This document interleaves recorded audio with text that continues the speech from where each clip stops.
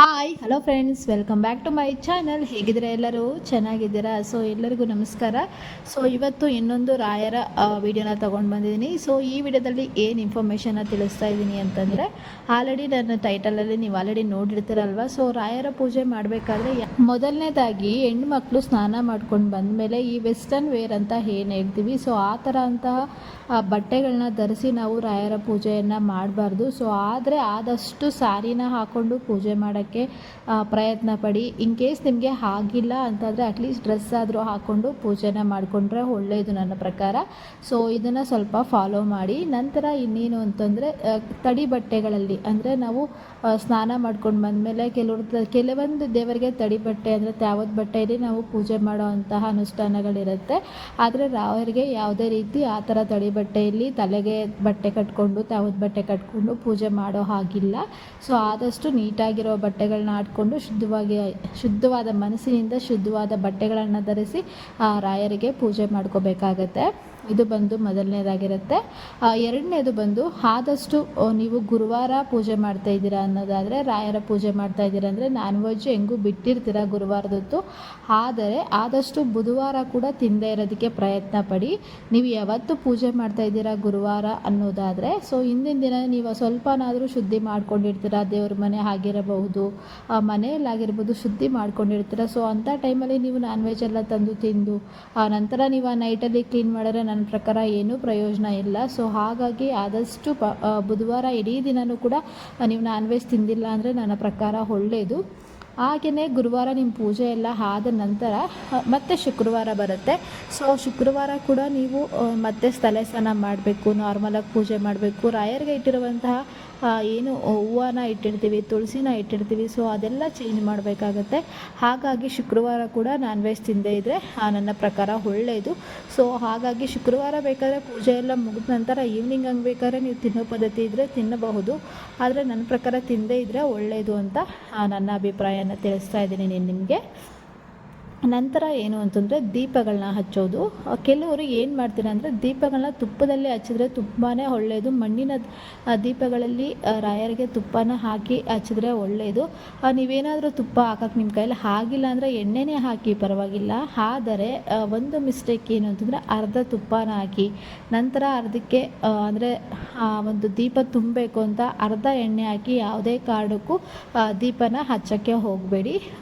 ಇದು ಕೂಡ ತಪ್ಪು ಅಂತಲೇ ಹೇಳ್ತೀನಿ. ನೀವು ದೀಪನ ಹಚ್ತಾ ಇದ್ದೀರಾ ಅಂತಂದರೆ ದೀಪದ ತುಂಬ ನೀವು ತುಪ್ಪನ ಹಚ್ಚಿ ದೀಪನ ಹಚ್ಚಿ, ಇಲ್ಲಾಂದರೆ ಎಣ್ಣೆನ ಹಚ್ಚಿ ದೀಪನ ಹಚ್ಚಿ, ಎರಡೂ ಅರ್ಧಂಬರ್ಧ ಮಿಕ್ಸ್ ಮಾಡಿ ದಯವಿಟ್ಟು ಯಾರೂ ಹಚ್ಚೋಕ್ಕೆ ಹೋಗಬೇಡಿ. ಸೊ ಅದು ತಪ್ಪು. ನಂತರ ಇನ್ನೊಂದು ಏನಂದರೆ, ಇವತ್ತು ಒಂದಿನ ದೀಪನ ಹಚ್ಚಿರ್ತೀವಿ, ಅದು ಕಂಪ್ಲೀಟಾಗಿ ಸುಟ್ಟೋಗಿರುತ್ತೆ. ಅಂದರೆ ದೀಪದ ಹಾಕಿರುವಂತಹ ಬತ್ತಿ ಆದರೂ ಕೂಡ ಸೆಕೆಂಡ್ ಟೈಮ್ ಮತ್ತೆ ಅದನ್ನು ಬೆಳಗ್ಗೆ ಹಚ್ಚಿರೋದು ಮಧ್ಯಾಹ್ನ ನೈಟ್ ಅದನ್ನೇ ಯೂಸ್ ಮಾಡಿದ್ರೆ ಓಕೆ. ಆದರೆ ಇವತ್ತು ಮಾಡಿರೋದು ನೆಕ್ಸ್ಟ್ ವೀಕ್ಗೆ ಇಲ್ಲ ನಾಳೆ ಶುಕ್ರವಾರಕ್ಕೆ ಅದೇ ಬತ್ತಿಗಳನ್ನು ಯಾವುದೇ ಕಾರಣಕ್ಕೂ ಕಪ್ಪಾಗಿರೋದು ಬತ್ತಿಗಳನ್ನು ಬಳಸಬಾರ್ದು. ಸೊ ಹೊಸ ಬತ್ತಿಗಳನ್ನು ಹಾಕಿ ನೀವು ಪೂಜೆನ ಮಾಡ್ಕೋಬೇಕಾಗತ್ತೆ. ಓಕೆನಾ? ಇದಿಷ್ಟು. ನಂತರ ಏನು ಅಂತಂದರೆ ಗೆಜ್ಜೆ ವಸ್ತ್ರ.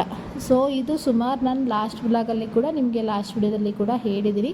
ಸೊ ಯಾವುದೇ ಕಾರಣಕ್ಕೂ ರಾಯರಿಗೆ ಗೆಜ್ಜೆ ವಸ್ತ್ರವನ್ನು ಹಾಕಬಾರ್ದು. ಸೊ ಎಲ್ಲ ದೇವರಿಗೆ ಹಾಕ್ತೀವಿ ಅಂತ ರಾಯರಿಗೆ ಕೂಡ ಹಾಕಿರೋದನ್ನು ನಾನು ತುಂಬ ಜನ ಹಾಕಿರೋದನ್ನು ನೋಡಿದ್ದೀನಿ. ಸೊ ಹಾಗಾಗಿ ಹೇಳ್ತಾ ಇದ್ದೀನಿ, ಯಾವುದೇ ಕಾರಣಕ್ಕೂ ರಾಯರಿಗೆ ಗೆಜ್ಜೆ ವಸ್ತ್ರವನ್ನು ಹಾಕಬಾರ್ದು. ಸೊ ಅದನ್ನು ಕೂಡ ಅವಾಯ್ಡ್ ಮಾಡಿ ಅಂದರೆ ಕಂಪ್ಲೀಟಾಗಿ ಹಾಕಲೇಬಾರ್ದು ಗೆಜ್ಜೆ ವಸ್ತ್ರನ.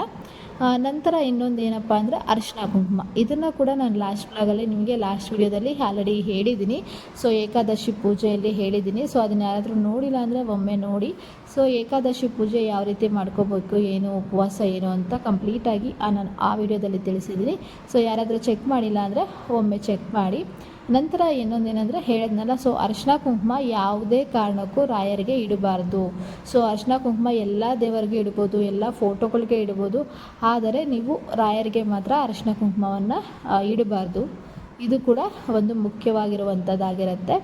ಆದಷ್ಟು ರಾಯರಿಗೆ ಬ್ರಾಹ್ಮಿ ಮುಹೂರ್ತದಲ್ಲಿ ಪೂಜೆ ಮಾಡ್ಕೊಳ್ಳೋದು ತುಂಬಾ ಒಳ್ಳೆಯದು. ಸೊ ಬೆಳಗಿನ ಜಾವ ರಾಯರಿಗೆ ಪೂಜೆ ಮಾಡಿಕೊಂಡ್ರೆ ತುಂಬ ಒಳ್ಳೆಯದು. ನಂತರ ನಿಮಗೆ ಬೆಳಗಿನ ಜಾವ ಆಗಿಲ್ಲ ಅಂದರೆ ಅಟ್ಲೀಸ್ಟ್ ಸಂಜೆ ಟೈಮಲ್ಲಾದರೂ ಪೂಜೆ ಮಾಡ್ಕೊಳ್ಳಿ. ಅದು ಬಿಟ್ಟು ಮಧ್ಯಾಹ್ನ ಟೈಮಲ್ಲಿ ರಾಯರ ಆರಾಧನೆ ಮಾಡೋದು ತಪ್ಪು. ಓಕೆನಾ?